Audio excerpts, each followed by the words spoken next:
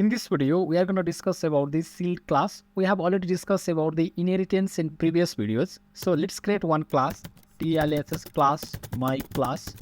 And inside this class, if I have one properties, or you can say the field, string name is equals to because, or whatever message you can give.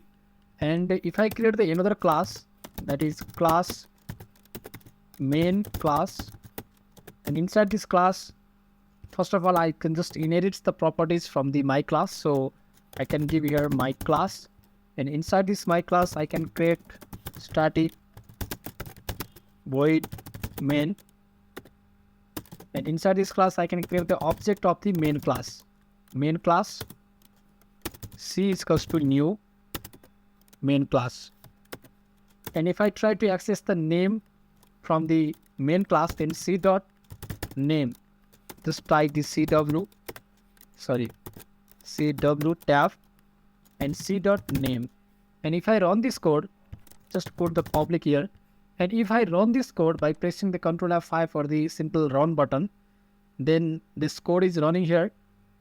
And if you see the output here, this is just running. Wait for a second. If you see the output as because, and this because is the variable name, this name is the variable, and you can call it as a field, call it as a field, and this field is inside the my class, but we are accessing it through the main class. And this is the concept of inheritance, and we have already discussed about the inheritance concepts. But sometimes we may have to stop, or we may have to restrict the field or the method properties within our class. And if I put this sealed keyword here, sealed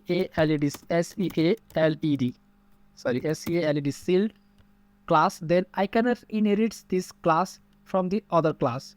This is my base class, my class is base class, and you can say the main class is the derived class. And if I try to access the field from the my class, then now I cannot access the field from the my class, because this class is a sealed class. Sealed class means that we cannot inherit the properties, or you can say the class member from that class. Hope you understand this video. If you get any confusion regarding this video, you can ask me in the comment section. Thank you.